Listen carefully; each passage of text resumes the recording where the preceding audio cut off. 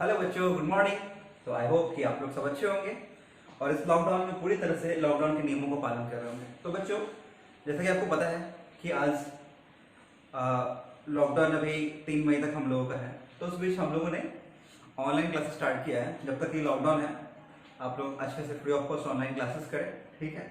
और इसको ज़्यादा से ज़्यादा शेयर करें ताकि जो बच्चे जो 10th to 11th मूव किए हैं या जो बच्चे 12th में हैं, जो बच्चे नीट देने वाले हैं और इनफैक्ट जेई के बच्चे, जो भी बच्चे जेई का एग्जाम देने वाले हैं, उन सबको वीडियो शेयर करें क्योंकि मैथ्स की क्लास भी ऑलरेडी शुरू हो चुकी है। ट्रिग्नोमेट्री और क्वाड्रेटिक इक्वेशन 2 टॉपिक चल रहा है मैथ में बेटा। और वो हम लोग के जो मैथ्स के टॉपिक्स हैं वो प्रभाकर सर पढ़ा रहे हैं, जो कि खुद आईआईटी खड़गपुर से हैं। तो उन्होंने खुद मैथ्स और कंप्यूटर साइंस से आईआईटी खड़गपुर से बीटेक कर रखा है और मैं आप लोगों को बता रहा हूँ बायो। तो 11th में हम लोग एक यूनिट है ह्यूमन फिजियोलॉजी, वो हम लोग स्टार्ट किए हैं, ठीक है। ह्यूमन फिजियोलॉजी में 2 चैप्टर पैरेलल चल रहा है। एक हम लोग शुरू किए डाइजेस्टिव सिस्टम और एक सर्कुलेटरी सिस्टम। तो देखो एक क्वेश्चन दे रखा है कि कार्डियक आउटपुट किसी इंसान का 6 लीटर, सपोज करो किसी इंसान का कार्डियक आउटपुट 6 लीटर है, एक डाटा दे रखा है एग्जाम में, और इन डायस्टोलिक वॉल्यूम 110 ml है। और आपसे पूछ रहा है कि इस इंसान का हार्ट रेट क्या होगा। इस एग्जाम में क्वेश्चन था कि हार्ट रेट इस इंसान का क्या होगा, ठीक है। तो आपको हार्ट रेट निकालना है। ईडीवी ईएसबी दिया हुआ है और सीओ दिया हुआ है।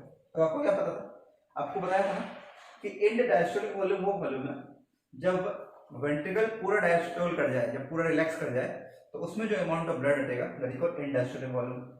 और अब वेंट्रिकल पंप करेगा, ओके, दोनों वेंट्रिकल, और वेंट्रिकल जो पंप करता है तो दोनों में से ईच वेंट्रिकल आपके इन डायस्टोलिक वॉल्यूम में से कुछ अमाउंट ऑफ ब्लड को पंप कर देता है। तो वो क्या है, स्ट्रोक वॉल्यूम।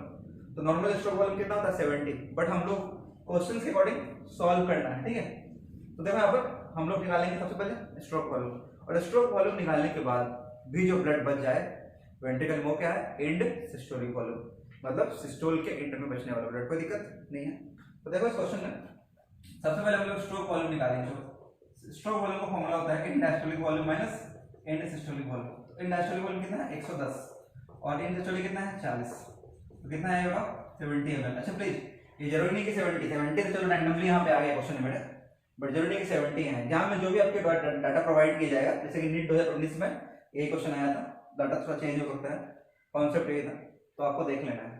तो 70 ml मेरा क्या है, 70 ml में स्ट्रोक वॉल्यूम आया, ओके ना। आपको पता होगा फॉर्मूला, कार्डियक आउटपुट होता है stroke volume into heart rate होता है, तो stroke volume into heart rate. तो देखो कार्डियक आउटपुट दे रखा है कितना है 6 लीटर, तो हम लोग और स्ट्रोक वॉल्यूम निकाल लिए तो हार्ट रेट निकल जाएगा। हार्ट रेट कैसे निकलेगा होगा, cardiac output by stroke volume.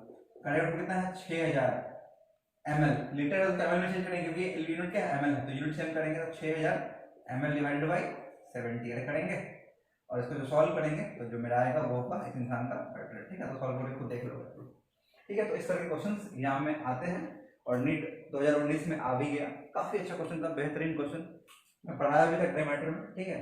तो इस तरह से बनाना है। नौ एक और टर्म देखो लिखा हुआ है इजेक्शन फ्रैक्शन, बहुत इंपॉर्टेंट है।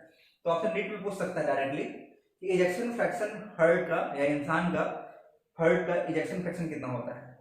तो क्या मतलब वो इजेक्शन फ्रैक्शन का, तो देखो 2 वर्ड है, स्ट्रोक वॉल्यूम। स्ट्रोक वॉल्यूम का मतलब कितना आपके पास आया और कितना आपने स्ट्रोक लगा के फेंक दिया। तो 120 आया और 70 आपने फेंका, तो जो आपने स्ट्रोक वॉल्यूम फेंका मतलब कितना परसेंट आप इजेक्ट किए। लाइक किसी भी रूम में आप पानी फेंके और उस रूम से हम लोग आउटलेट से उसको इजेक्ट कर दिए, तो मतलब हार्ट में कितना ब्लड गया एंड आउट ऑफ दैट कितना ब्लड आप पंप किए। तो 70 क्या है, 70 क्या है मेरा बताओ, 70 मेरा स्ट्रोक वॉल्यूम है ना, और 120 क्या है इंड डायस्टोलिक वॉल्यूम इनटू 100, मतलब इतना ब्लड आपके वेंट्रिकल में आया और इतना में आपने इतना पंप किया। तो देखो नीट में ये आ चुका है, तो इस साल एक न्यूमेरिकल इससे बन सकता है। तो ejection fraction equals to stroke volume by end diastolic volume. तो 70 बाय 120 इनटू 100, जब आपको सॉल्व करोगे, ठीक है, तो इट विल कम अराउंड 60%, ठीक है। तो आपको ध्यान रखना, रेंज याद रखना है, तो 60 टू 65%, ठीक है, ये आपका रेंज होता है। तो 60 टू 65% क्या है मेरा इजेक्शन फ्रैक्शन, मतलब हार्ट का इजेक्शन फ्रैक्शन कितना है 60 टू 65%, ध्यान रख लोगे आपको। तो आप लोग बताओ कि हार्ट का इजेक्शन फ्रैक्शन जो है क्या हमेशा कांस्टेंट रहेगा, नो। तो ध्यान रखना आप लोग, जैसे जैसे एज बढ़ेगा, जैसे जैसे बुढ़ापा आएगा, ओल्ड एज होगा, तो हार्ट के मसल्स कमजोर हो जाते हैं, तो हार्ट के मसल्स उतना ब्लड को पंप नहीं कर पाएंगे, कितने में 120 में। तो जब सिंपल सा बात है, अगर ऊपर का टर्म घटेगा तो इजेक्शन फ्रैक्शन का वैल्यू भी घटेगा। तो ओल्ड एज में इजेक्शन फ्रैक्शन का वैल्यू कम होगा और यंग एज में इजेक्शन फ्रैक्शन का वैल्यू ज़्यादा होता है। ज़्यादा मतलब नॉर्मल होता है। और बात करें एथलीट्स की, तो देखो एथलीट्स के बारे में आपको 3 पॉइंट ध्यान रखना है। सबसे पहला पॉइंट क्या है, कार्डिक आउटपुट कितना है आपका? नॉर्मल इंसान का कार्डिक आउटपुट है 5 लीटर। नॉर्मल एक पर्सन का कार्डिक आउटपुट है 5 लीटर पर मिनट बाय बोथ या बाय ईच वेंट्रिकल। तो हर एक वेंट्रिकल से आपका जो हार्ट है ना बाबू, वो 5 लीटर ब्लड पंप करता है। तो नॉर्मल कार्डिक आउटपुट इंसान का होता है 5 लीटर पर मिनट, कोई दिक्कत नहीं। लेकिन कार्डिक आउटपुट की बात करें तो कार्डिक आउटपुट जो है ना और इजेक्शन फ्रैक्शन, देखो तो कार्डिक आउटपुट कहो, इजेक्शन फ्रैक्शन कहो या स्ट्रोक वॉल्यूम कहो, ये तीनों डाटा जो है बाबू, ये तीनों डाटा आपके ओल्ड एज में कम होने लगता है। जैसे जैसे आदमी बूढ़ा होता है ओल्ड एज में डाटा कम होता है। क्यों?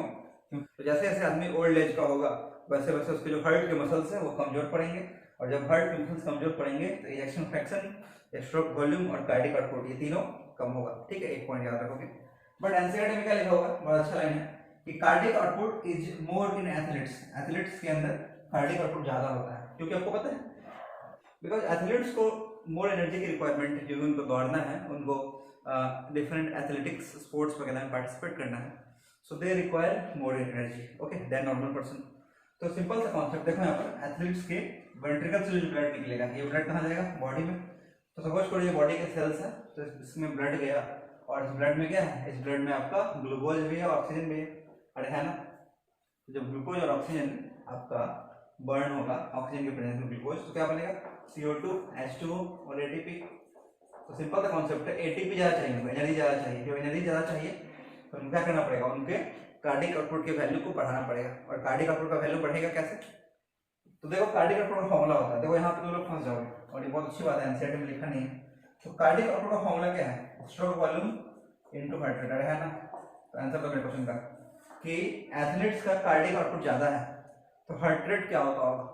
तो आई नो कि अभी जो 95% बच्चे जो मेरा वीडियो देख रहे होंगे सबको लगता होगा कि एथलीट्स का हार्ट रेट ज्यादा होता होगा, क्योंकि आपको क्या होता है जब आप दौड़ते हो स्पीड में, कहीं आप दौड़ते हो सीढ़ी चढ़ते हो तो आपका हार्ट रेट बढ़ जाता है ना, आप हाँफने लगते हो तो हार्ट रेट आपका बढ़ जाता है, आप देखोगे, अरे नोटिस किया ना। तो जब तेज दौड़ते हो, तेज चलते हो या घबराते हो तो आपका हार्ट रेट बढ़ जाता है।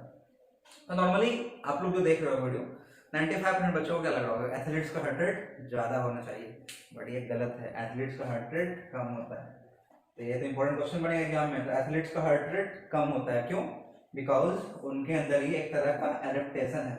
तो एथलीट्स के अंदर एडेप्टेशन हो जाता है। एडेप्टेशन क्यों होता है? Because of vagus nerve. ठीक है, तो बिकॉज ऑफ वैगस नर्व बताएंगे आगे जाके वैगस नर्व क्या होता है। तो एथलीट्स के अंदर एक एडेप्टेशन है बॉडी में, जब उनकी ट्रेनिंग होती है ना, तो उनको ट्रेनिंग के टाइम में ही उनके बॉडी में एक चेंज आता है। तो हार्ट रेट उनका ज्यादा होना चाहिए, क्योंकि वो दौड़ते हैं, कूदते हैं, उछलते हैं, बट हार्ट रेट उनका कम हो जाता है because of nerve that is called vagus nerve. देखेंगे आगे जाके। तो अब बताओ कि कार्डियक आउटपुट को बढ़ाना है और एक वैल्यू मेरा कम हो गया, तो ये क्या होगा? स्ट्रोक वॉल्यूम कम या ज्यादा? ऑब्वियसली ज्यादा करना पड़ेगा ना, मजबूरी है। तो एथलीट्स का स्ट्रोक वॉल्यूम ज्यादा होता है। ठीक है, एक बहुत इंपॉर्टेंट क्वेश्चन है। तो एथलीट्स का ध्यान रख लोगे, तो मैं लिख देता हूँ। फाइनली आपको याद क्या करना है? एथलीट्स का, एथलीट्स के अंदर बाबू CO ज्यादा, SV ज्यादा और क्या कम? HR कम। ठीक है, तो याद रख लेना एथलीट्स का हार्ट रेट कम होता है। अच्छा, हार्ट रेट ज्यादा हो तो क्या होता है? देखो हार्ट रेट अगर ज्यादा होता तो ये थोड़ा दूर दौड़ता और हाँफने लगता। तो मैराथन वाला रेस दौड़ पाता क्या? लंबा रेस दौड़ पाता क्या? नो। तो ये लंबे रेस में क्योंकि हार्ट रेट ज्यादा होता तो हार्ट इतना बीट करने लगता कि फाइनली आपको पता होना चाहिए। अगर आपको नहीं पता है तो ये भी चीज जान लो, एक इंटरेस्टिंग पॉइंट है, आपको पहले नीट में नहीं आएगा। किसी भी इंसान का हार्ट रेट मैक्सिमम कितना हो सकता है? आई नो कि 100% बच्चे जो देख रहे होंगे किसी को नहीं आ रहा होगा ऐसे। तो हार्ट रेट का मैक्सिमम हो सकता है किसी इंसान का हार्ट रेट 220 माइनस एज। तो किसी इंसान का एज और 220, तो 220 minus age maximum heart rate. जैसे कि मैं अपनी बात करूँ तो अगर 220 में अगर 27 आप घटा दोगे तो जो डाटा आएगा आपका वो मैक्सिमम हार्ट रेट रखता है। ठीक है, तो बहुत अच्छा नया चीज सीखे होगे आपको। तो हार्ट रेट किसी इंसान का अगर बहुत ज्यादा बढ़ा दोगे ना तो वो हाँफने लगेगा और फिर वो अपने परफॉर्मेंस को अच्छे से दे नहीं पाएगा। दैट्स व्हाई एथलीट्स का हार्ट रेट कम होता है। तो सिंपल सा कॉन्सेप्ट, हार्ट रेट कम है बट कार्डियक आउटपुट ज्यादा है, इसका मतलब क्या है? कहीं ना कहीं स्ट्रोक वॉल्यूम ज्यादा है। और यस, स्ट्रोक वॉल्यूम ज्यादा है जो एथलीट्स होते हैं ना, उनके जो वेंट्रिकल्स होते हैं, इन वेंट्रिकल्स के मसल्स काफी थिक हो जाते हैं और उनके मसल्स काफी थिक होते हैं and this thickness is called anyone, this thickness is called hypertrophy. तो ध्यान रखना हाइपरट्रॉफी, हाइपरट्रॉफी का मतलब क्या होता है? हाइपरट्रॉफी का मतलब सेल्स का साइज बढ़ जाना, तो वेरी गुड हाइपरट्रॉफी। तो वेंट्रिकल्स के जो वाल के जो मसल्स होते हैं और जो सेल्स होते हैं उनका हाइपरट्रॉफी हो जाता है किसमें? एथलीट्स में। तो उनका स्ट्रोक वॉल्यूम ज्यादा, कार्डियक ज्यादा, बट हार्ट रेट कम। ठीक है, तो एक बस बॉडी का एडेप्टेशन है, तो बॉडी के अंदर वो लोग एडेप्ट करते हैं खुद को, ट्रेनिंग के टाइम को सिखाया जाता है और उनका हार्ट रेट ग्रेजुअली कम हो जाता है। चलो, तो आपको क्या बताया? आपको ये बताया कि बूढ़े का याद रख लोगे, एथलीट्स का याद रख लोगे, नॉर्मल पर्सन का याद रख लोगे। ठीक है, नॉर्मल पर्सन का रिएक्शन फ्रैक्शन 60 to 65% टिक करोगे। ठीक है, चलो अब हम लोग आगे देखते हैं। तो देखो यहाँ पर हार्ट बना हुआ है, तो हार्ट में दो बेसिक टर्म आपको और आना चाहिए। तो ये लेफ्ट एट्रियम है, ये लेफ्ट वेंट्रिकल है, ये राइट एट्रियम और ये राइट वेंट्रिकल है ना। तो दो तरह का हार्ट होता है। अच्छा, हम लोग क्या बोले थे? इंसान के अंदर क्या मिलता है? Double circulation. तो देखो डबल सर्कुलेशन किसका फीचर है? बर्ड्स का, मैमल्स का। तो डबल सर्कुलेशन मिलता है बर्ड्स में, मैमल्स में। और एक्सेप्शन बताया आपको क्या? क्रोकोडाइल, ग्रेसिलिस और एलिगेटर, याद आ रहा है? तो इसको भी ध्यान रख लोगे आप लोग। तो डबल सर्कुलेशन मिलता है बर्ड्स में, मैमल्स में, क्रोकोडाइल्स में, एलिगेटर में और ग्रेसिलिस में। हम लोग इसको फर्स्ट लेक्चर में डिस्कस कर चुके हैं।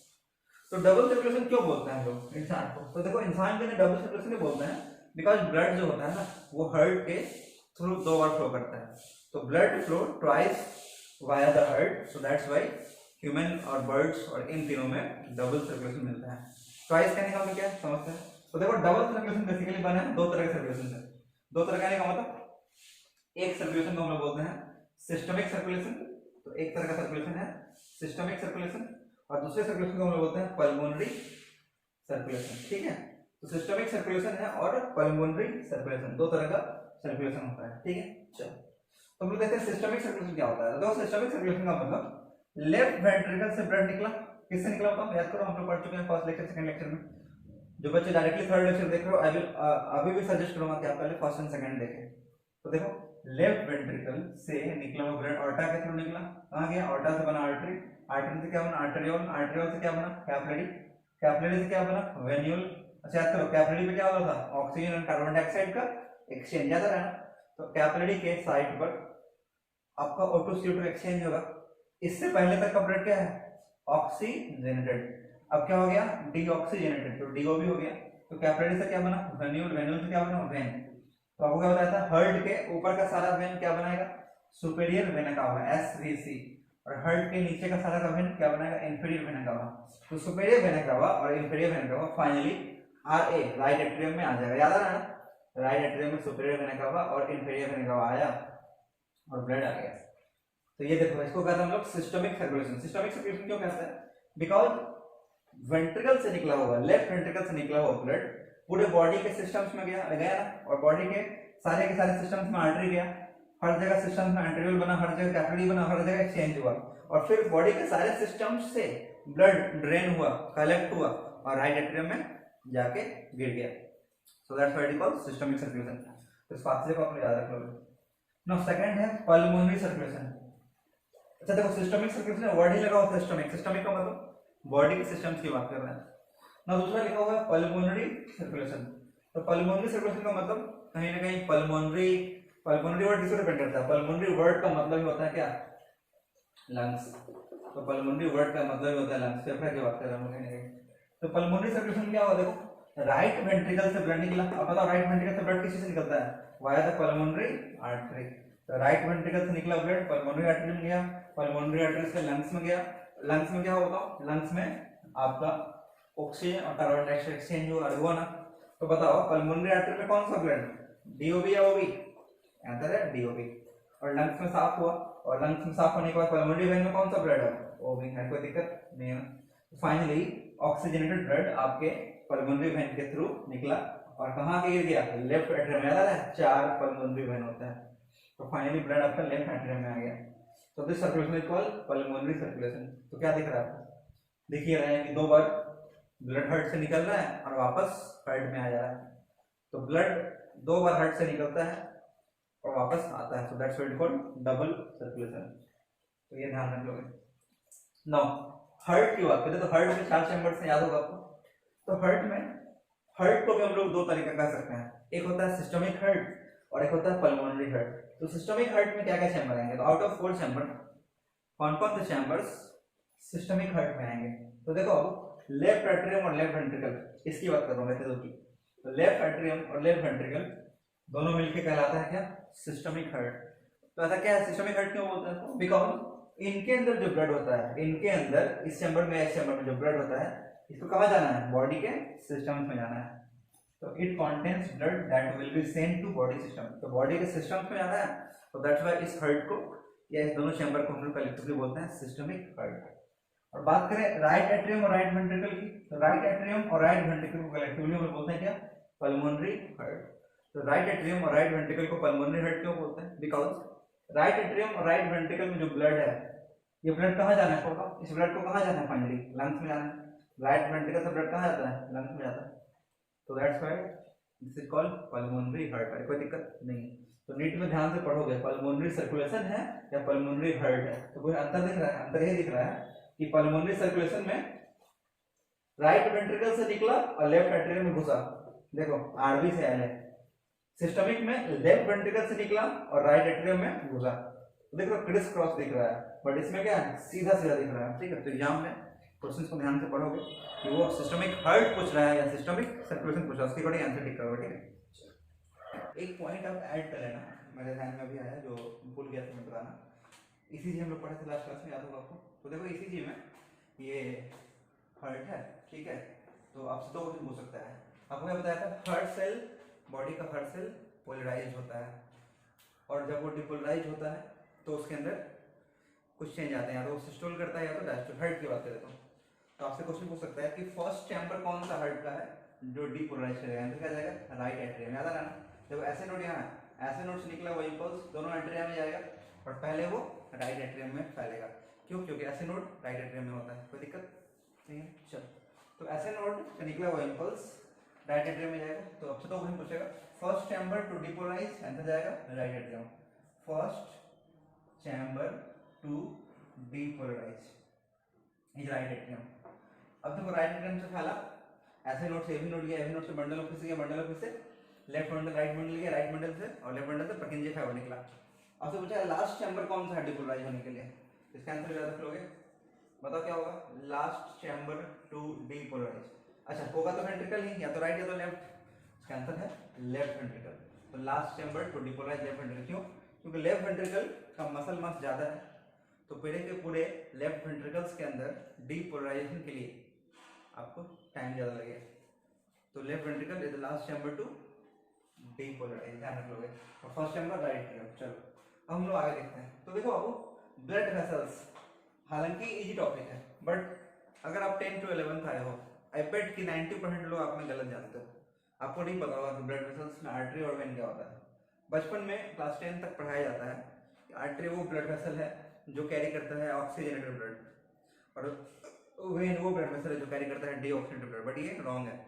तो हम लोग देखेंगे सही क्या है, तो सही पढ़ोगे आप लोग। तो देखो हम लोग ब्लड वेसल्स बेसिकली होते हैं मेनली 3 टाइप के, आर्टरी, वेन और कैपिलरी। ठीक है, हाँ आर्टरियोल्स भी ब्लड वेसल ही है, वेन्यूल्स भी ब्लड वेसल्स ही हैं, वेना का भी ब्लड वेसल्स है, बट मेनली हम लोग को 3 में डिफरेंस देखना है। तो आर्टरी, वेन एंड कैपिलरी हम लोग के मेन 3 ब्लड वेसल है। ब्लड वेसल का काम क्या है, ब्लड वेसल का काम है ब्लड को कैरी करना, और कैरी करके उसको बॉडी के डिफरेंट डिफरेंट ऑर्गन्स से पहुंचाना, और डिफरेंट डिफरेंट ऑर्गन्स से ब्लड को कलेक्ट करना और वापस से हार्ट में डालना। अरे ये तो पता है, इतना तो आता है। तो देखो सिंपल सा कॉन्सेप्ट है, सपोज करो ये हार्ट है, ओके। तो बेसिकली होता क्या है, अभी तक डेफिनेशन हम लोग क्या पढ़े थे, अच्छा ब्लड दो तरह का होता है तो पता होगा, ऑलरेडी हम लोग पढ़ चुके हैं। अगर ये नहीं आता तो फिर आप स्टार्टिंग का वीडियो देखो, ऑक्सीजनेटेड ब्लड और डीऑक्सीजनेटेड। ऑक्सीजनेटेड ब्लड का मतलब जिसके अंदर ऑक्सीजन ज्यादा, कार्बन डाइऑक्साइड कम।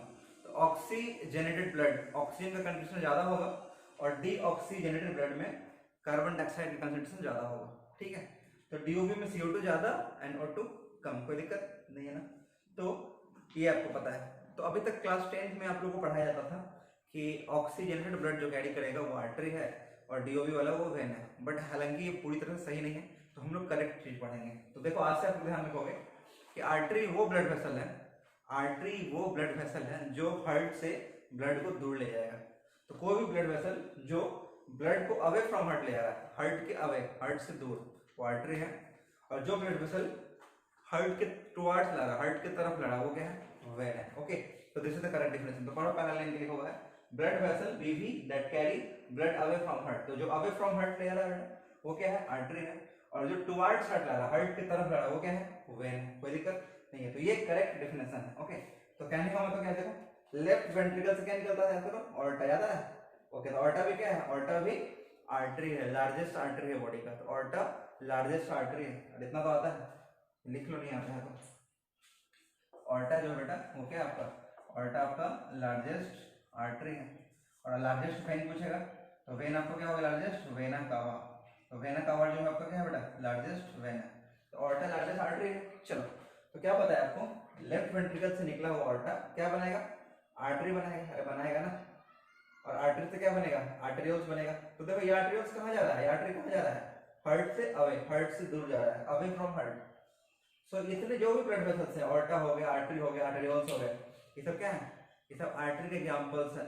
तो आर्टरी क्या है, आर्टरी वो ब्लड वेसल है जो हार्ट से ब्लड को अवे ले जाए। और वेन्स की बात करें तो देखो सिंपल सा कॉन्सेप्ट है, याद करो हम लोग क्या पढ़े थे फर्स्ट लेक्चर में, आर्टरी से आर्टेरियोल्स बनेगा, आर्टेरियोल्स से कैपिलरी बनेगा, और कैपिलरी के पास क्या होगा, एक्सचेंज बिटवीन द टिश्यू। याद आ रहा है। तो देखो यहाँ पर ये आपको कैपिलरी याद नहीं आ रहा, तो ये कैपिलरी है। और ये सब बॉडी के सेल्स एंड टिश्यूज है, कोई दिक्कत। तो क्या पता था आपको, बॉडी के सेल्स एंड टिश्यूज को क्या करेगा, ये ऑक्सीजन देगा। इस ब्लड वेसल में जो ऑक्सीजन है ये सेल्स को मिलेगा, और ये सेल ऑक्सीजन को यूज करेगा और ग्लूकोज को बर्न करेगा और बनाएगा क्या, CO2, H2O और ATP। अरे बनाएगा ना। तो बॉडी की जो सेल्स है ना बेटा, वो बॉडी के सेल्स इस ग्लूकोज इस ऑक्सीजन को यूज करेंगे अपने ग्लूकोज को बर्न करने के लिए, और ग्लूकोज को बर्न करके वो बनाएंगे CO2, H2, ATP। तो CO2 जो बनेगा वो CO2 ब्लड वेसल में अब घुस जाएगा। तो अब ब्लड कैसा हो गया, डीऑक्सीजनेटेड। इसका मतलब क्या होगा, इसका मतलब है कैपिलरी एक्सचेंज का साइट है। कैपिलरी में आपको दोनों तरह का ब्लड मिलेगा, ऑक्सीजनेटेड ब्लड भी और डीऑक्सीजनेटेड ब्लड भी।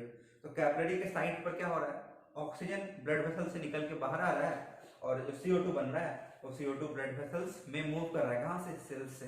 तो कोई भी चीज मूव करता है कब, अकॉर्डिंग टू कंसंट्रेशन ग्रेडियंट। तो कंसंट्रेशन जिसका ज्यादा होगा, तो बेसिकली ब्लड वेसल्स के अंदर ऑक्सीजन कंसंट्रेशन ज्यादा है तो ऑक्सीजन मूव करेगा टुवर्ड द सेल्स। और बात करें टिश्यूज या सेल्स की, तो सेल्स की तरफ CO2 ज्यादा है, तो CO2 हायर साइड में वो मूव करेगा ब्लड वेसल्स में, कोई दिक्कत नहीं। तो फाइनली अब क्या बनेगा बताओ, अब कैपिलरी के बाद क्या बनेगा, वेन्यूल्स। वेन्यूल्स से क्या बनेगा, वेन्स। और वेन्स से क्या बनेगा, वेना कावा। याद आ रहा है। तो वेन्यूल्स हो या वेन्स हो या वेना कावा, ये सबके सब क्या है, सबके सब वेन ही है एक तरह के। तो वेन, अच्छा ये कहाँ जा रहा है, ये जा रहा है वापस से हार्ट के राइट एट्रियम। याद आ रहा है ना, सुपीरियर वेना कावा आएगा, इन्फीरियर वेना कावा आएगा। सुपीरियर वेना कावा सारा डीओबी लेके आएगा हार्ट के ऊपर का, इन्फीरियर वेना कावा सारा डीओबी लेके आएगा हार्ट के नीचे का। सब याद आ रहा है, पढ़ चुके हैं। तो फाइनली राइट एट्रियम में सारा ब्लड को लाके पुट कर देगा कौन, एसबीसी, आईबीसी और कोरोनरी साइनस वेन। तो ये सब क्या है फाइनली, ये सब जो आपके हैं ये सब आपके वेन्स हैं, कोई दिक्कत नहीं है ना। तो सिंपल सा कॉन्सेप्ट है, ये आपके वेन्स हैं, और एसबीसी आईबीसी के थ्रू आपका डीऑक्सीजनेटेड ब्लड राइट एट्रियम में आ जाएगा। तो blood vessels that carry blood towards heart, तो हार्ट की तरफ ब्लड ला रहा है वो क्या है, वेन है, कोई दिक्कत नहीं है। चलो आगे देखते हैं पॉइंट हम लोग। नेक्स्ट पॉइंट देखो, तो आपको ये क्लास 10 में बताया जाता था कि बेटा आर्टरी वो है जो ओवी कैरी करता है, वो भी हद तक सही है, एक्सेप्शन एक ही है उसका। तो देखो लिखा हुआ क्या, आर्टरी मेनली कैरी करता है क्या, ऑक्सीजनेटेड ब्लड। तो आर्टरी बॉडी का सारा आर्टरी ऑक्सीजनेटेड ब्लड कैरी करता है। एक्सेप्शन क्या है, एक ही एक्सेप्शन है, क्या याद करो, यहाँ से आर्टरी निकलता है कौन सा, पल्मोनरी आर्टरी। याद आ रहा है।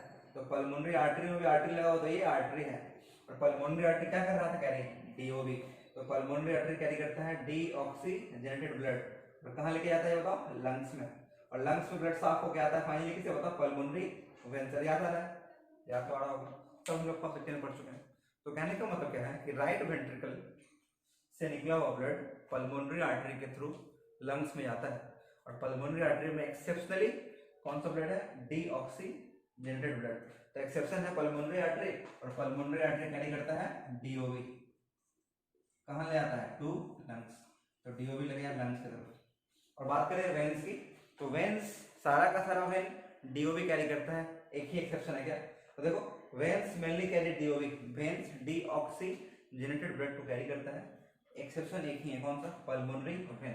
और पल्मोनरी वेन कैरी क्या करता है, ऑक्सीजनेटेड ब्लड कहाँ लेके आ रहा है बताओ, oxygenated blood to left atrium, तो लेफ्ट एट्रियम में ऑक्सीजनेटेड ब्लड को लेके आ रहा है कौन, pulmonary vein. Number of pulmonary vein कितना है, 4 है, बताया था ना आपको।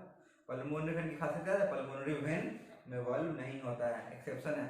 तो कुछ ही ऐसे वेन्स होते हैं जिसमें वाल्व नहीं होता है, एक पल्मोनरी वेन हो गया आपका और एक सुपीरियर वेन है, आप दो याद रख लोगे।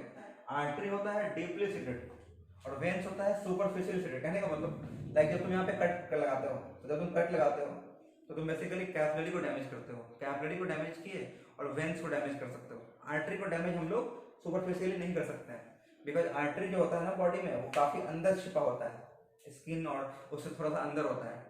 क्यों में नेचर में ऐसा क्यों बना कि आर्टरी को हम लोग डीपली सीटेड किए और वेन्स को, तो इसका रीजन यही है कि आर्टरी के अंदर जो ब्लड का स्पीड होता है ना बेटा वो काफी ज्यादा होता है।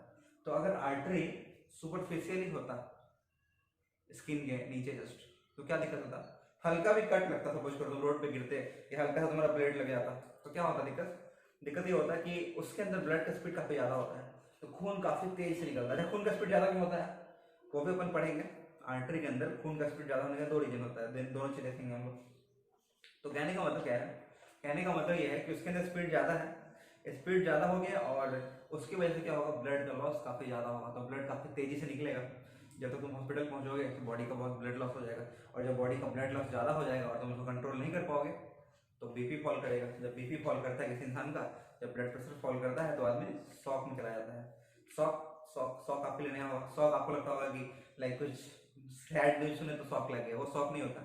मेडिकल टर्म्स में शॉक का मतलब होता है कि आपका बीपी सडनली काफी ज्यादा फॉल कर गया तो पेशेंट शॉक में चला गया। वो शॉक नहीं कि झटका लगा कि उस मतलब आपके रिलेटिव मतलब किसी का डेथ हो गया और सुन के झटका लगा, दैट इज नॉट शॉक, ठीक है। तो शॉक का मतलब बीपी काफी अचानक सडन फॉल होना ही शॉक। तो आर्टरी के अंदर ब्लड का स्पीड ज्यादा होता है, वो देखेंगे अपन क्यों होता है, ठीक है। तो दोनों दो रीजंस के हम लोग जानेंगे। चलो, तो आर्टरी डीपली सीटेड है और वेन्स सुपरफिशियल सीटेड है। तो देखो वेन्स सुपरफिशियल सीटेड है तो आपको याद करो, जब भी आप ब्लड सैंपल देना चाहते हो, बताया भी था आपको फर्स्ट क्लास में सेकंड क्लास में, तो देखो अपन का ये हम लोग मोस्ट कॉमनली कहाँ देते हैं ब्लड, आप लोग सब लोग सैंपल दिए होंगे, कोई यहाँ से देता है, तो मोस्ट कॉमनली हम लोग यहाँ से देते हैं। This is median cubital when, इसके वेन का नाम आपको याद नहीं रखना है, मीडियन क्यूबाइटल वेन। तो वेन्स जो होते हैं वेन्स सुपरफिशियल होते हैं, और सुपरफिशियल होने का फायदा क्या हुआ, इसके अंदर हम लोग नीडल्स को घुसा के आराम से सैंपल कलेक्ट कर सकते हैं। किसी को मान लो तबियत खराब है, ब्लड टेस्ट करवाने के लिए डॉक्टर बोल रहा है, तो उस केस में हम लोग आराम से सैंपल कलेक्ट करके उसको ब्लड टेस्ट करवा सकते हैं। तो वेन्स में पियर्स करना आसान है, क्योंकि मान लो वेन्स में हल्का छेद होगा तो वो उसके अंदर ब्लड का प्रेशर जो होता है काफी कम होता है, तो इतना स्पीड नहीं होगा कि फर्दर वो छेद बढ़ेगा। तो वो छेद हिल, आप जब ब्लड दिए तो नहीं होता है कि आप यहाँ पे स्टिच करवाते हो, टाँका लगवाते हो, तो नहीं, वो खुद हिल कर जाता है ना जी। तो सिंपल सा कॉन्सेप्ट है कि आपके ब्लड वेसल्स में मतलब वेन में जब डैमेज होगा तो उस डैमेज को हील कर देगा वहाँ पे, ठीक है। वहाँ पे जो प्लेटलेट्स होंगे वो उसको हील कर देंगे वहाँ पे टिश्यू के डैमेज को। बट आर्टरी में हम लोग तुरंत छेड़छाड़ नहीं कर सकते, क्योंकि आर्टरी में अगर हम लोग मान लो सैंपल निकले, निडल घुसा दिए या आर्टरी कट गया तो काफी गंजन हो जाएगा, काफी स्पीड में ब्लड निकलेगा और हम लोग कंट्रोल नहीं कर पाएंगे, ठीक है। चलो, तो वेन्स की बात करें तो बताओ, वेन्स बेसिकली उसमें डीओबी होता है ना, तो डीओबी कलर क्या होता है, ब्लू। तो आप देख सकते हो मेरे हाथ में, आपको दिखेगा साफ साफ, देखो यहाँ पर अगर आप देख पा रहे होगे तो ये दिख रहा है आपको, green green green blue blue blue structure, ये ब्लू क्या है, वेन है, ओके। तो बेसिकली ये वेन देखो साफ साफ दिख रहा है, जिनका हाथ काफी वाइट होगा उनका क्लियर दिखेगा, ठीक है। ये वेन है, आर्टरी अंदर होता है तो आर्टरी दिखता नहीं, ओके। चलो अब हम लोग आगे देखते हैं ना। फोर्थ पॉइंट है, आर्टरी वल्वलेस होता है, आर्टरी में वल्व नहीं होता है और वेन्स में वल्व होता है। वल्व क्या होता है ऑलरेडी हम लोग पढ़ चुके हैं, नहीं याद आ रहा है तो सुन लो फिर से। तो वल्व का मतलब ऐसा कोई स्ट्रक्चर जो कि प्रिवेंट करता है क्या, बैक फ्लो को। देखो ये वल्व है, तो ऊपर जब मान लो लिक्विड का प्रेशर बढ़ेगा तो वल्व खुल जाएगा, और वल्व खुलेगा तो ऊपर जो लिक्विड है तो ब्लड है वो नीचे गिर जाएगा, ब्लड नीचे तो आ गया, अब वल्व वापस क्लोज हो जाएगा। और जब भी लिक्विड वापस जाना चाहेगा तो ये वापस जा नहीं पाएगा, क्यों, क्योंकि वल्व से टकरा जाएगा। तो वल्व का फंक्शन क्या हुआ, ये यूनिक फ्लो को अलाउ किया, वन डायरेक्शनल फ्लो को अलाउ किया और बैक फ्लो को रोका। अरे कोई दिक्कत नहीं है। तो वल्व क्या किया, प्रिवेंट बैक फ्लो, और अलाउ क्या क्या होता, अलाउ यूनि डायरेक्शनल फ्लो।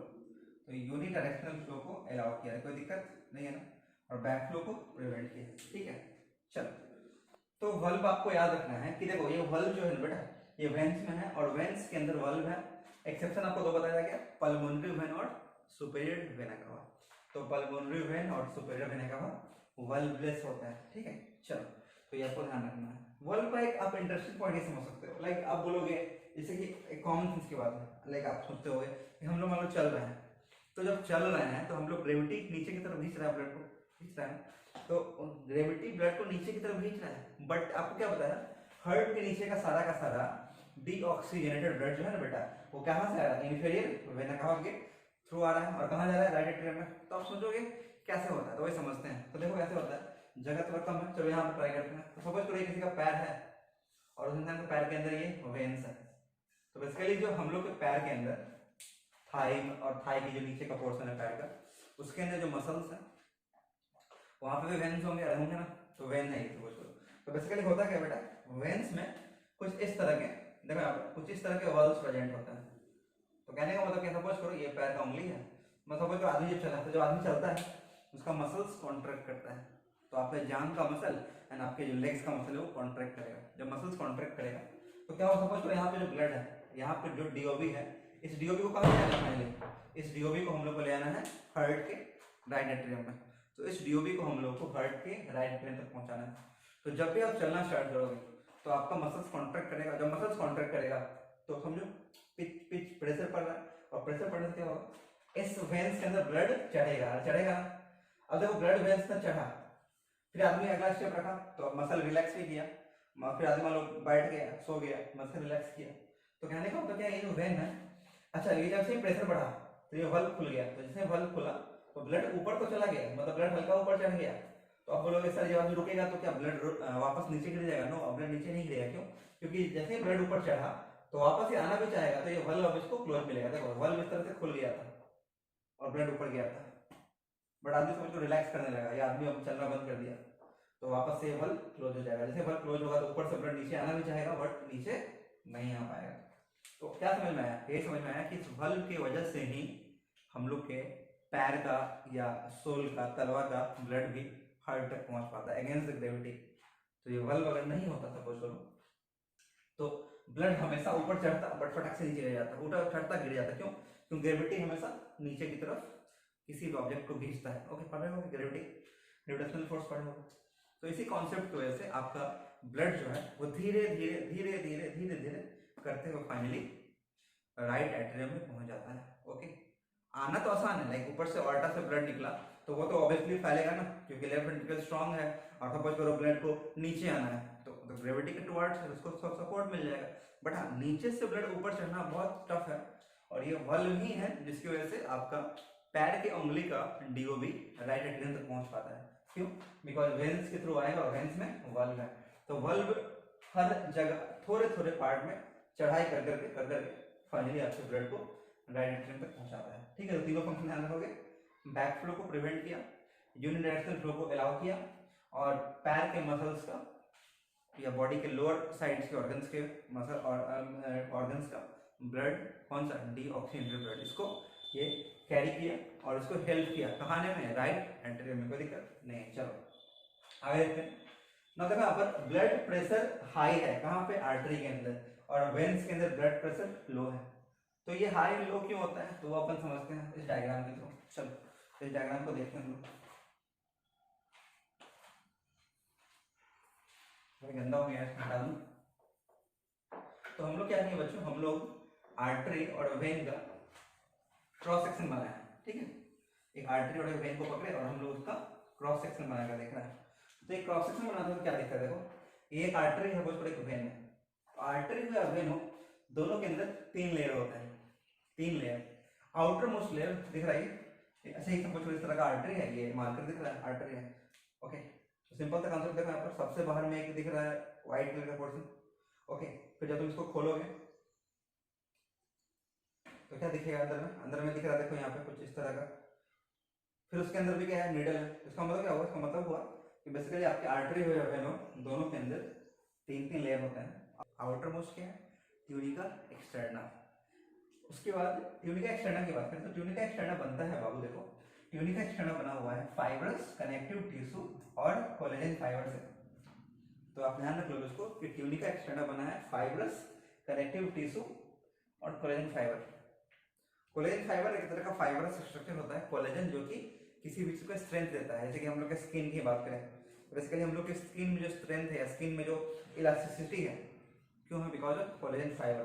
तो कोलेजन फाइबर एक तरह का फाइबर होता है जो कि आपके इस ब्लड वेसल्स में भी होता है। तो आपको पता होगा ब्लड वेसल्स इलास्टिक होते हैं, अरे होता है ना। तो ब्लड वेसल इलास्टिक होते हैं because of this collagen fibre. तो ये कोलेजन फाइबर है जो कि इलास्टिसिटी प्रोवाइड करता है। चलो, और आपका ये फाइबरस कनेक्टिव टिश्यू है, ठीक है, तो इसको आप ध्यान रखोगे। बाकी ये सब चीज का डिटेल्स आपको एनिमल टिश्यू चैप्टर में पढ़ाया जाएगा। चलो ना, सेकंड लेयर है बेटा ट्यूनिका मीडिया। तो एक्सटर्नल के बाद आएगा tunica media, M for media, M for middle, तो बीच में जो लेयर है मीडिया है। तो ट्यूनिका मीडिया सबसे इंपॉर्टेंट है, क्यों? देखो ट्यूनिका मीडिया, अच्छा एक्सटर्नल जो है ये आर्टरी में भी है और वेन में भी है। ओके, तो देखो ये ट्यूनिका एक्सटर्नल, ये ट्यूनिका एक्सटर्नल, क्लियर? चलो खत्म। आगे आते हैं ट्यूनिका मीडिया। ट्यूनिका मीडिया की बात करें बेटा, तो देखो ट्यूनिका मीडिया बनता है किससे? ट्यूनिका मीडिया बना हुआ है स्मूथ मसल और इलास्टिक फाइबर से। तो यहाँ पर स्मूथ मसल्स की लेयर होते हैं और यहाँ पर इलास्टिक फाइबर्स भी। Elastic fibre same elasticity provide करेगा, और स्मूथ मसल्स जो होता है ये इसको मस्कुलर अपीयरेंस देता है। मस्कुलर मतलब थोड़ा सा मस्कुलर बनाता है, यही तो इंपॉर्टेंट है। इंपॉर्टेंट क्या देखो यहाँ पर, ट्यूनिका मीडिया का जो लेयर है जो बना है स्मूथ मसल और इलास्टिक फाइबर से, ये ट्यूनिका मीडिया आर्टरी में क्या दिख रहा है? खुद देखो यहाँ पर, ये जो ब्लैक ब्लैक दिख रहा है बेटा, ये ब्लैक ब्लैक ब्लैक, और यहाँ पर देखो ट्यूनिका मीडिया ब्लैक ब्लैक। तो बताओ कौन सा ट्यूनिका मीडिया मोटा दिख रहा है? आर्टरी का, वेन का? ऑब्वियसली आर्टरी का। तो ट्यूनिका मीडिया थिक है, किसका? आर्टरी का। तो आर्टरी का यहाँ लिख चुके हैं हम लोग, ट्यूनिका मीडिया आर्टरी का थिक है। बट बात करें वेन्स की, तो देखो वेन्स के अंदर जो ट्यूनिका मीडिया है ये ब्लैक वाला, ये क्या ट्यूनिका मीडिया? थिन है। अरे समझ में आ रहा है? तो आर्टरी के अंदर ट्यूनिका मीडिया थिक और वेन्स के अंदर ट्यूनिका मीडिया थिन। इससे क्या इफेक्ट पड़ेगा? इससे ब्लड के प्रेशर पे क्या इफेक्ट पड़ेगा अपन समझते हैं। चलो आगे देखते हैं। अंदर का लेयर है ट्यूनिका इंटरना। अब सिंपल सा कॉन्सेप्ट सपोज करो कि इतना चौड़ा कोई होल है और इतने चौड़ा होल के अंदर तुम ट्यूनिका मीडिया मोटा बना दो, तो क्या हो जाएगा? अंदर के लिए एरिया कम बचेगा। बट सपोज ट्यूनिका मीडिया मोटा नहीं है, हल्का पतला है, तो ल्यूमेन एरिया जो इससे ब्लड बहेगा, देखो ये जो ल्यूमेन दिख रहा है ना, ये डॉट डॉट डॉट, इसी से क्या निकलेगा? इसी से ब्लड बहता हुआ बाहर निकलेगा। तो यहाँ पर भी ल्यूमेन है। अच्छा पहले समझ लेते हैं। तो ट्यूनिका इंटरना का जो लेयर है, ये ट्यूनिका इंटरना का लेयर इंटरनल लेयर है, सबसे इनर मोस्ट लेयर है। ओके, तो ट्यूनिका इंटरना जो लेयर है वो लेयर, अब बताओ बनने के बाद फाइनली जो ल्यूमेन है वो ल्यूमेन ज्यादा किसमें बच रहा है? आर्टरी में के वेन में? साफ साफ दिख रहा है वेन्स में ल्यूमेन ज्यादा बच रहा है, दिख रहा है। क्यों? क्योंकि वेन्स के अंदर tunica media thin. Tunica externa interna दोनों में सेम है, डिफरेंस कहां पे आ रहा है? ट्यूनिका मीडिया में। तो आर्टरी का ट्यूनिका मीडिया ठीक है, दैट्स व्हाई उसका जो ल्यूमेन है जिसके थ्रू ये दिख रहा है, छोटा सा स्ट्रक्चर देखो यहाँ पर, फोकस करो यहाँ पे थोड़ा सा, ये देखो बेटा, ये जो आपको दिख रहा है ये ल्यूमेन, मतलब ये ट्यूनिका इंटरना के अंदर जो व्हाइट वाला पोर्शन दिख रहा है, ट्यूनिका मीडिया के अंदर, ये जो ट्यूनिका मीडिया के अंदर जो व्हाइट पोर्शन, इसी के थ्रू क्या होगा? ब्लड बहता हुआ बाहर आएगा ना, ये ल्यूमेन है। बट यहाँ की बात करें तो देखो यहाँ पर जो ट्यूनिका इंटरना है इसके अंदर ल्यूमेन काफी ज्यादा चौड़ा है, तो ब्लड यहाँ पर ज्यादा आसानी से बह के आएगा। तो सिंपल सा कॉन्सेप्ट बताओ आप लोग कि ब्लड का प्रेशर ज्यादा कहाँ होगा? इसमें ऑब्वियसली आर्टरी के अंदर। समझ में आया? वापस कर लो। तो आर्टरी के अंदर ब्लड का प्रेशर ज्यादा होगा। आप लोग पढ़े होंगे इस चीज को, आप लोग पढ़े होंगे दो formula, PV equals to NRT, पढ़े होंगे, वेरी गुड। तो पीवी इक्वल्स टू एनआरटी में आप लोग पढ़े होंगे कि जब वॉल्यूम ज्यादा प्रेशर कम, और जब प्रेशर कम तो वॉल्यूम ज्यादा। तो सिंपल सा कॉन्सेप्ट है, वॉल्यूम ज्यादा है यहाँ पर तो प्रेशर कम होगा, और यहाँ पर वॉल्यूम कम है तो प्रेशर ज्यादा होगा। किसका? ब्लड के, फ्लोइंग ब्लड का प्रेशर। अरे कोई दिक्कत नहीं है। तो पीवी इक्वल्स टू एनआरटी आप लोग पढ़े होंगे आइडियल गैस इक्वेशन वगैरह में। चलो, तो ट्यूनिका इंटरना बनता है बेटा, ट्यूनिका इंटरना बेसिकली बना हुआ है स्क्वैमस एपिथेलियम से, ठीक है। तो tunica interna is the endothelium of blood vessel. Endothelium का मतलब अंदर वाला एपिथेलियम, अंदर वाला एपिथेलियम किसका? ब्लड वेसल का। और अंदर वाला एपिथेलियम का नेचर कैसा है? ये है स्क्वैमस एपिथेलियम। स्क्वैमस एपिथेलियम क्या होता है और एपिथेलियम क्या होता है? अगर आप 11th में हो तो आपको नहीं पता होगा मे बी, या पता हो सकता है क्लास 9 में तो पढ़े होंगे थोड़ा। तो स्क्वैमस एपिथेलियम बेसिकली प्रेजेंट है किसके अंदर? ब्लड वेसल्स के इनर मोस्ट लेयर में, और इसको हम लोग स्पेशली क्या बोलते हैं? एंडोथेलियम। तो आज के बाद लाइफ में जब भी एंडोथेलियम वर्ड आएगा तो एंडोथेलियम का मतलब समझना क्या है? एंडोथेलियम का मतलब squamous epithelium of blood vessel, मतलब ब्लड वेसल्स के स्क्वैमस एपिथेलियम को हम लोग एक स्पेशल नाम से पुकारते हैं, उसका नाम क्या है? एंडोथेलियम। बहुत सारा चीज आएगा आपको, मेजोथेलियम, एंडोथेलियम, ठीक है। तो एंडोथेलियम याद रखो एक्सक्लूसिवली, एंडोथेलियम बेसिकली है क्या? Squamous epithelium of blood vessel, ठीक है, squamous epithelium of blood vessel. Epithelium वगैरह आपको एनिमल टिश्यू चैप्टर में पढ़ाया जाएगा, डिस्कस करके, ठीक है, वहाँ पे आपको पढ़ाएंगे, ठीक है। तो इपिथेलियम वाला चीज तो वहाँ पे अभी हम लोग करेंगे तो काफी हेक्टिक हो जाएगा। चलो सिंपल सा कॉन्सेप्ट है, ट्यूनिका इंटरना बना है एंडोथेलियम और tunica interna endothelium of blood vessel है, और एंडोथेलियम क्या है बेसिकली, एंडोथेलियम है squamous epithelium of blood vessel. अरे कोई दिक्कत नहीं है। तो सिंपल सा कॉन्सेप्ट समझ में यही आया दोनों चीज को देख के कि ट्यूनिका मीडिया थिक हो गया आर्टरी का, जिसकी वजह से इसका जो एरिया है यहाँ पे दिख रहा है, जो एरिया ऑफ क्रॉस सेक्शन है वो काफी पतला हो गया, और यहाँ पर जो आपका ब्लड का जो प्रेशर है वो काफी ज्यादा हो जाएगा, वॉल्यूम कम तो प्रेशर ज्यादा। और वेन्स में ट्यूनिका मीडिया थिन है, जो थिन है तो ल्यूमेन जिस छेद से, जिस होल से ये ब्लड बाहर निकल के आएगा, ये वेन्स के अंदर क्या है, ये ज्यादा है, और आर्टरी के अंदर क्या है, काफी कम है। तो देखो बहुत पतला सा रास्ता आर्टरी में, दैट्स व्हाई इसकी वजह से आर्टरी के अंदर आपका ब्लड का प्रेशर ज्यादा होगा, ठीक है। तो एक रीजन तो ये होता है, एक और रीजन होता है वो भी देखेंगे हम लोग, कोई दिक्कत नहीं है ना। चलो तो अब फाइनली हम लोग वापस आते हैं। तो कहने का मतलब क्या हुआ कि ब्लड प्रेशर आर्टरी में हाई हुआ, क्यों भाई, बिकॉज ट्यूनिका मीडिया ठीक है, ट्यूनिका मीडिया ठीक है, और ब्लड प्रेशर लो है किसके अंदर, वेन्स के, क्यों, क्योंकि ट्यूनिका मीडिया थिन है। अब समझ में आया, हम लोग क्या पढ़े थे, आर्टरी डीपली सीटेड होता है, इसका क्या बेनिफिट है, क्योंकि अगर आर्टरी सुपरफिशियली सीटेड होता तो इसके अंदर काफी ज्यादा प्रेशर होता ब्लड का, और अगर आर्टरी डैमेज होता तो हम लोग ब्लीडिंग को रोक नहीं पाते। बट बात करें वेन्स की, तो वेन्स के अंदर ब्लड का प्रेशर लो होता है क्योंकि ट्यूनिका मीडिया थिन है। तो वेन्स बेसिकली सुपरफिशियल होते हैं, और हम लोग सैंपल वगैरह कलेक्ट करते हैं आसानी से इसके थ्रू, बिना कोई दिक्कत के। अरे कोई दिक्कत नहीं। चलो और लास्ट पॉइंट देख लो क्या है, आर्टरी और वेन की बात करें तो आर्टरी डायलिसिस एक प्रोसेस होता है, पढ़ोगे आप लोग डायलिसिस, पढ़े हो, अरे पढ़े हो, नहीं पढ़े तो हम लोग पढ़ेंगे एक्सक्रीटरी सिस्टम में, जो बच्चे 11th में हो तो नहीं पढ़े होंगे डायलिसिस, तो हम लोग पढ़ेंगे एक्सक्रीटरी सिस्टम में। तो सपोज अगर किसी इंसान का किडनी फेल हो जाता है, सपोज करो एक कोई आदमी है, इसका किडनी फेल है, जब किसी का किडनी फेल होता है ना बेटा, तो हम लोग क्या करते हैं, हम लोग इसके हाथ से, इसके हाथ के आर्टरी से क्या करते हैं, सारा खून इसका बाहर निकालते हैं, और सारा खून बाहर निकाल के एक मशीन होता है, डायलिसिस का मशीन होता है, इस मशीन से गुजारते हैं। डिटेल्स में हम लोग पढ़ेंगे इसको सिस्टम में। तो देखो आर्टरी से निकाले कौन सा खून, सारा खून, क्यों निकाले, क्योंकि उसका किडनी फेल हो गया। देखो बेटा जब किडनी फेल होता है ना, तो उसके ब्लड में यूरिया बढ़ जाता है, क्या बढ़ जाता है, यूरिया क्या आपको पता हो, यूरिया हम लोग का एक्सक्रीटरी सब्सटेंस है, यूरिन के थ्रू हम लोग यूरिया निकालते हैं। बट इसका किडनी फेल है, जब किडनी फेल है तो इसका किडनी काम नहीं करेगा, जब किडनी काम नहीं करेगा तो यूरिया को वो फिल्टर नहीं कर पाएगा, कहाँ से, ब्लड से। तो इस केस में हम लोग को डायलिसिस करना पड़ता है। डायलिसिस में करते क्या है, पूरे डिटेल्स में नहीं पढ़ेंगे, शॉर्ट में हम लोग आर्टरी के थ्रू ब्लड निकालते हैं, और उस ब्लड में यूरिया ज्यादा होता है, और उसको एक हम लोग डायलिसिस मशीन से गुजारते हैं, और ब्लड को फिर साफ कर लेते हैं। ब्लड को साफ करने का मतलब क्या, ब्लड को साफ करने का मतलब कि यूरिया हम लोग इसी में छोड़ देते हैं, और अब ये हो गया यूरिया लेस, तो यूरिया इसका नहीं रहा, और फाइनली इस ब्लड को वापस चढ़ा देते हैं इसे हाथ, दूसरे हाथ में, किसके थ्रू, वेन्स के थ्रू। तो आर्टरी से ब्लड निकालें और वेन्स से ब्लड डालें, ओके।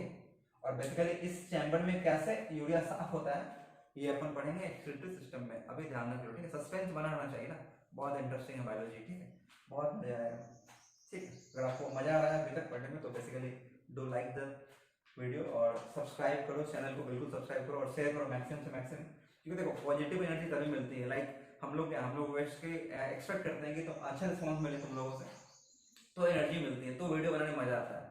नहीं तो अभी तक लॉकडाउन है, अभी तो सब कोरोना का पैंडेमिक चल रहा है, अभी कौन चाहता है, अभी सब बचना चाहता है मेहनत करने से।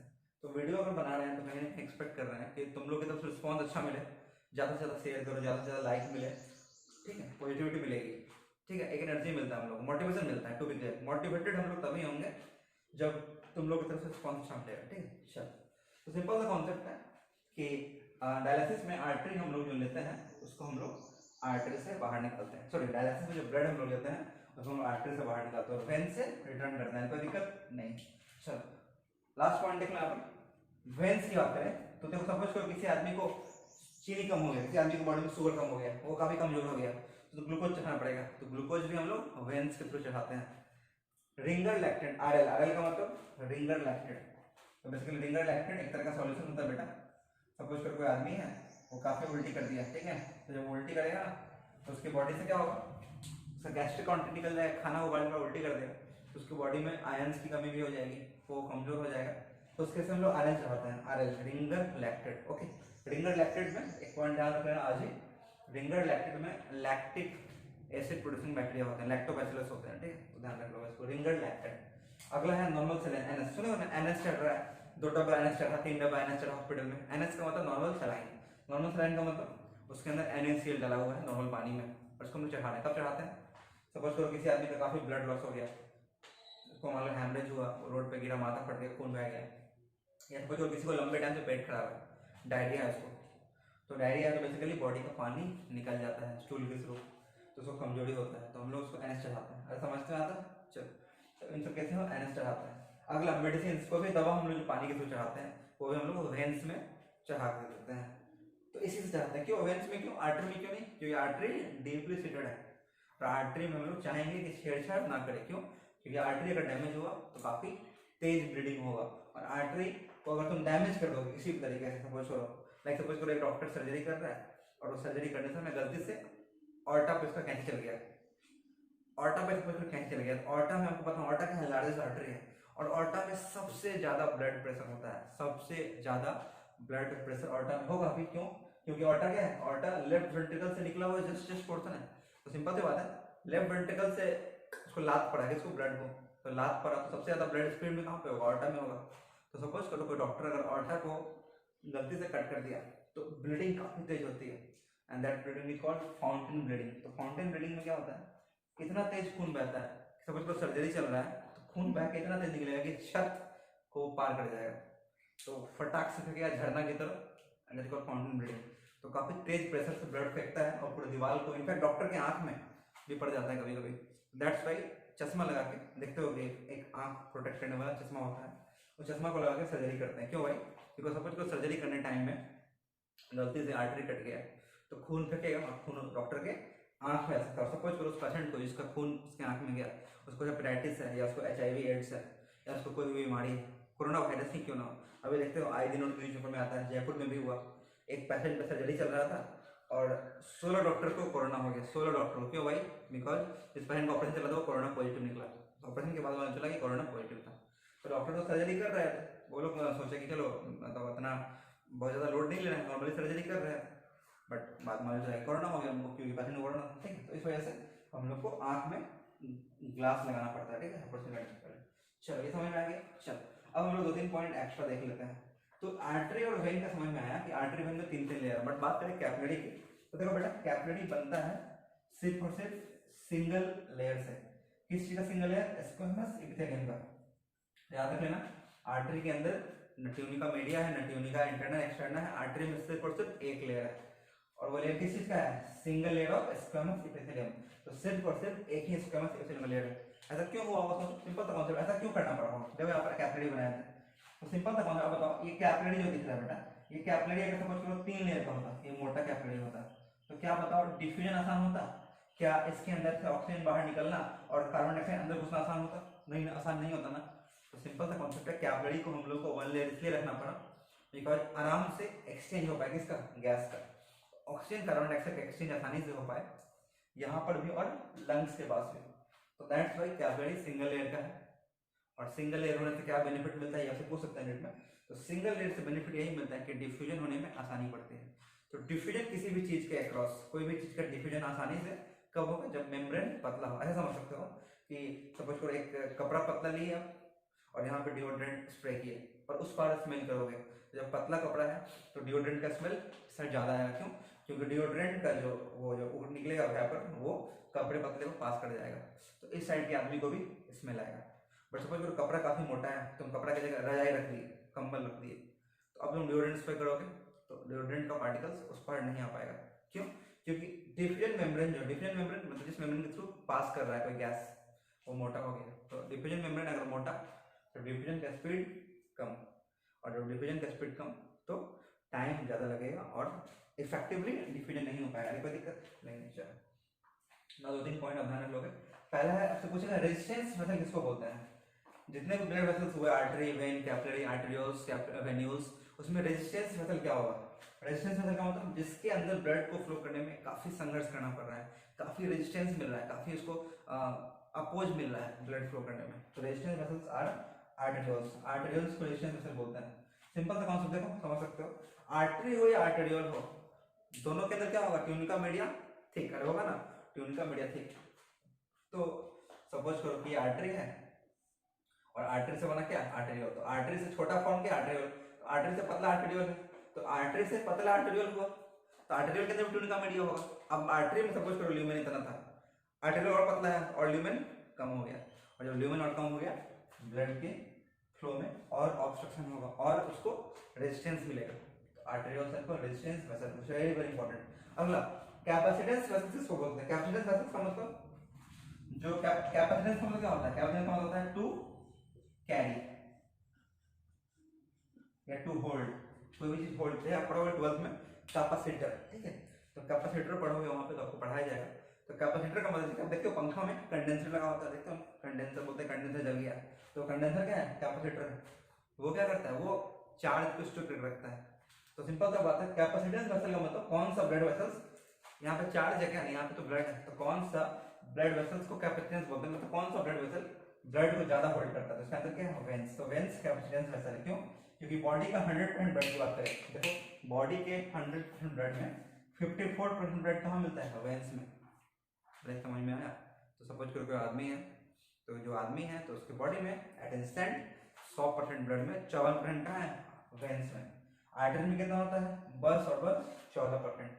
तो आर्टरी में 14, सोचो कितना डिफरेंस है, वेंस में 54% ब्लड और आर्टरी में बस 14% ब्लड है किसी भी इंसान में, और बाकी जो रिमेनिंग बच गया वो कैपिलरी वगैरह में, ठीक है। चलो नाउ नेक्स्ट एक्सचेंज मेथड इसको बोलते हैं, जस्ट पढ़ा दिए, एक्सचेंज मेथड बोलते हैं हम लोग कैपिलरी को, कोई दिक्कत नहीं है। चलो तो एक्सचेंज वेसल कैपिलरी क्यों, क्योंकि एक्सचेंज वेसल के साइड पर एक्सचेंज होता है किसका, ऑक्सीजन और कार्बन डाइऑक्साइड का। ना अगला पूछ सकता है आपसे, कार्डियक आउटपुट कितना होता है बेटा, 5 लीटर। तो लेफ्ट वेंट्रिकल से निकला हुआ ब्लड पूरे के पूरे बॉडी में जाता है, अरे जाता है ना, कितना ब्लड निकलता है बेटा, 70 ml पर बीट, और 70 ml पर बीट, और 1 मिनट में कितना बीट होता है, 72 बार ऑन एवरेज। तो 72 इंटू 70 कितना हो गया, 5000 ml, मतलब 5 लीटर का अरे है ना। तो 5 लीटर ब्लड आपका हार्ट पंप करता है।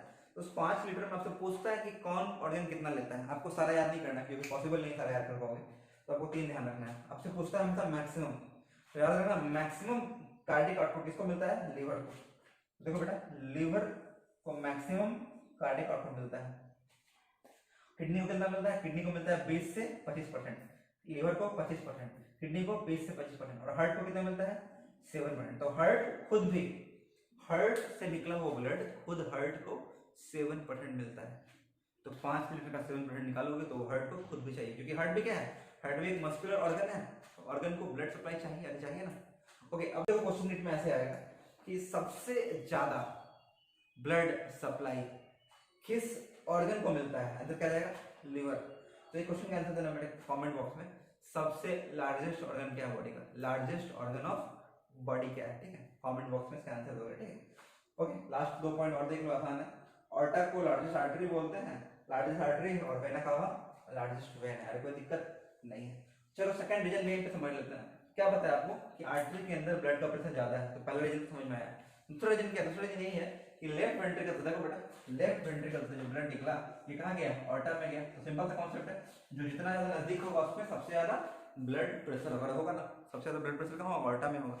ऑर्टा के बाद कहाँ गया, आर्टरी है, ओके। तो उससे थोड़ा ब्लड प्रेशर कम कहाँ होगा, आर्टरी में होगा। आर्टरी के बाद क्या बना बताओ बेटा, आर्टरी बना, तो उससे थोड़ा ब्लड प्रेशर कम कहाँ, आर्टरी में। सिंपल सा कॉन्सेप्ट है। तुम सपोज करो किसी को बैट से मारे, किसी बॉल को तुम बैट से मारे, तो उस बॉल के अंदर स्पीड सबसे ज्यादा कहाँ होगा, सबसे ज्यादा स्पीड कहाँ पे होगा, जहां से वो जस्ट बैट से टकराया और निकला, स्पीड मैक्सिमम। फिर धीरे धीरे धीरे जैसे ही वो आगे बढ़ेगा तो उस बॉल का स्पीड घटेगा घटेगा घटेगा और फाइनली वो जमीन पे गिर जाएगा, गिरेगा ना। चलो तो सेम कॉन्सेप्ट है कि ऑर्टा में सबसे ज्यादा ब्लड प्रेशर, फिर आर्टरी, फिर आर्टेरियोल्स, अरे समझ में आ रहा है, आर्टेरियोल्स हो गया। फिर उसके बाद कहाँ, कैपिलरी, उसके बाद कहाँ बेटा बताओ, वेन्यूल्स। वेन्यूल्स से कम किसके अंदर, वेन्स, और सबसे कम किसके अंदर, वेना कावा। तो एक सीक्वेंस है, एक नीट में क्वेश्चन आया था बड़ा शानदार 3-4 साल पहले, वो ऐसे सॉल्व हो जाएगा आपका।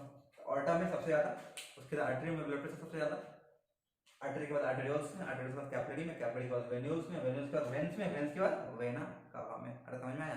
तो ये ब्लड प्रेशर का सीक्वेंस है। तो ब्लड प्रेशर मैक्सिमम ऑर्टा में होता है। और आपकी बात करें आर्टरी की, तो जब हम लोग बीपी नापते हैं, जब हम लोग बीपी नापते हैं बेटा, तो बीपी कहाँ पे नापते हैं हम लोग, आर्टरी में। तो बीपी हम लोग ऑर्टा में नापते हैं क्या, ऐसा देखे हो गया कि बीपी मशीन हम लोग हार्ट के पास लगाते हैं लोग, बीपी मशीन हार्ट पे नहीं लगाते, क्यों, क्योंकि हार्ट के पास ऑर्टा है, आर्टरी तो पूरे बॉडी में है। तो हम लोग बीपी कहाँ नापते हैं, हम लोग बीपी पढ़ेंगे, बड़े डिटेल में पढ़ेंगे, आपको लाइव दिखाऊंगा, बीपी नापना सिखाऊंगा। तो देखो हम लोग यहाँ पे क्या लगाते हैं, यहाँ पे हम लोग बीपी का मशीन लगाते हैं और यहाँ पे एक आर्टरी होता है, कौन सा आर्टरी, ब्रैकियल आर्टरी। तो ब्रैकियल आर्टरी के ऊपर हम लोग बीपी नापते हैं, ठीक है बेटा, कौन सा आर्टरी, ब्रैकियल आर्टरी, पढ़ेंगे आगे जाके। तो आर्टरी में बीपी नापते हैं, आर्टरी का जो बीपी होता है वो बेसिकली होता है 120/80 लेस देन इक्वल टू 120/80, ये नॉर्मल ब्लड प्रेशर होता है इंसान का, ठीक है, less than 120/80।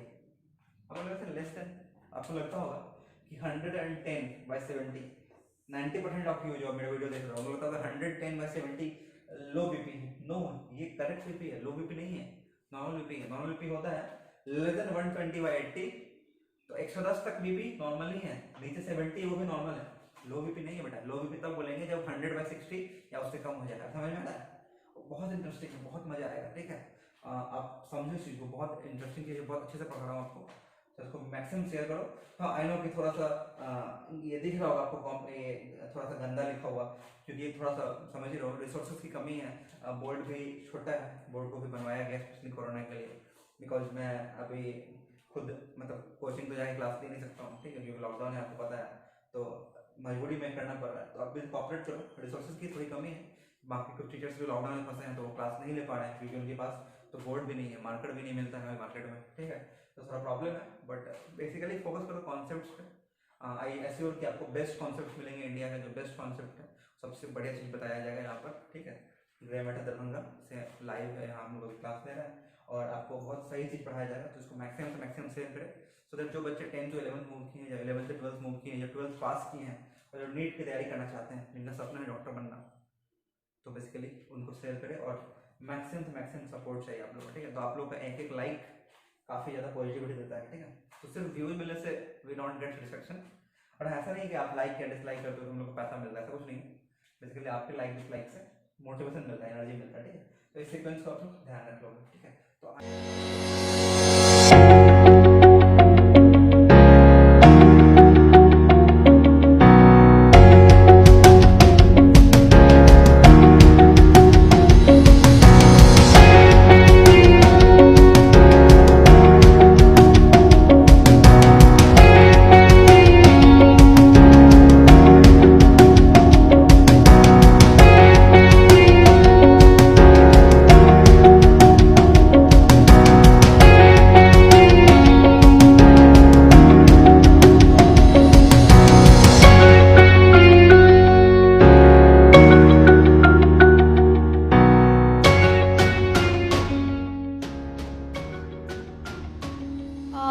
According to my opinion, grey matter is very different from other institute. ऐसा मुझे लगा क्योंकि मैंने लास्ट ईयर जहाँ पे किया वहाँ मतलब वे ऑफ कोई भी टॉपिक को डिलीवर करने का एक वे होता है, तो वो यहाँ के टीचर्स का ज़्यादा बेटर है, क्योंकि इन्होंने खुद से नीट क्रैक किया है, सारे के सारे मेडिकोज हैं, तो इन लोगों को पता है कौन से टॉपिक पे ज़्यादा फोकस करना है, कौन से पे नहीं, और the way of delivering that topic is very, I think बहुत अच्छा होता है यहाँ का। और फिर जिस तरह से ये लोग पढ़ाते हैं तो उससे मतलब जो टॉपिक मतलब होता है कि अच्छा नहीं लगता, तो उन सारे टॉपिक्स में भी बहुत ज़्यादा डेवलप हो जाता है इंटरेस्ट, तो इसी तरह से बस काफ़ी डिफरेंट है बाकी इंस्टीट्यूट से।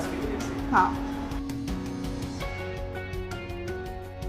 यहाँ ओवरऑल बहुत कंफर्टेबल है, फैकल्टी बहुत ज़्यादा अप्रोचेबल है और सब पढ़ाई को लेकर बहुत एंथुसियास्टिक है।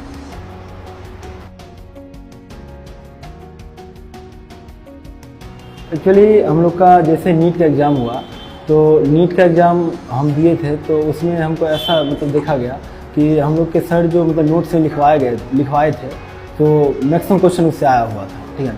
तो उससे हम लोग का कॉन्फिडेंस बूस्टअप हुआ और हमको ऐसा लगा कि नहीं, हम नीट में थोड़ा वो मतलब नीट में तो अच्छा कर ही लिए और एम्स का भी अच्छा करने का सोच रहे हैं। तो इसीलिए एम्स का हम लोग का 25 को एग्ज़ाम है, तो 25 को एग्ज़ाम है, तो हम लोग एग्ज़ाम के लिए अभी प्रिपेयर हो रहे हैं। और सर हम लोग को टेस्ट का स्ट्रेटेजी है वो मतलब टेस्ट 2 दिन 3 दिन पहले लेते आ रहे हैं, जिसकी वजह से हम लोग को थोड़ा मतलब कॉन्फिडेंस लेवल बढ़ रहा है, ताकि एग्ज़ाम जो देंगे तो हम लोग भी मतलब एम्स को क्रैक कर सकते हैं।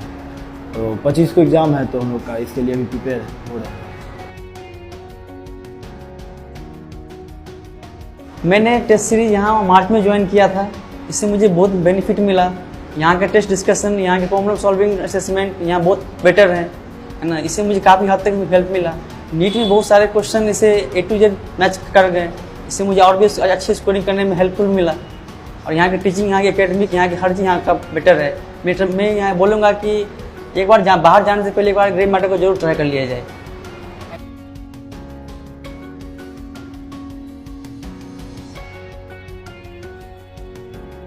असल में यहाँ पे जितने भी हैं वो सारे के सारे मेडिकोज हैं, और जो भी चीज़ हम लोग को अभी हम लोग फेस किए जिस इस एज में कि हम लोग को नीट क्रैक करना है, इस एज में कितना डीमोटिवेशन, कहाँ मोटिवेशन हुआ है, वो सब चीज़ वो फेस कर चुके हैं। बहुत सारे टीचर हैं जो ड्रॉप आउट्स भी हैं, और हम लोग भी ड्रॉप आउट्स थे। तो ड्रॉप आउट्स को मेंटल प्रेशर और पेरेंटल प्रेशर क्या होता है उनको पता है, तो वो मोटिवेशन हम लोग को यहाँ पे मिल गया जो बाकी जगह हम लोग को नहीं मिल पाया। तो वो चीज़ बहुत इंपॉर्टेंस रखा मेरे लिए यहाँ पे, ये पर्सनल केयर। और बाकी मैं जब भी डीमोटिवेट होता था तो यहाँ के जो मेंटर है वो मुझे फ़ोन करके खुद सेल्फ मोटिवेट करते थे, रात के 12 बजे भी मोटिवेट करते थे। तो ये मुझे बहुत अच्छा फील होता था, और ये पॉजिटिव मोटिवेशन दिया मुझे नीट क्रैक करने के लिए।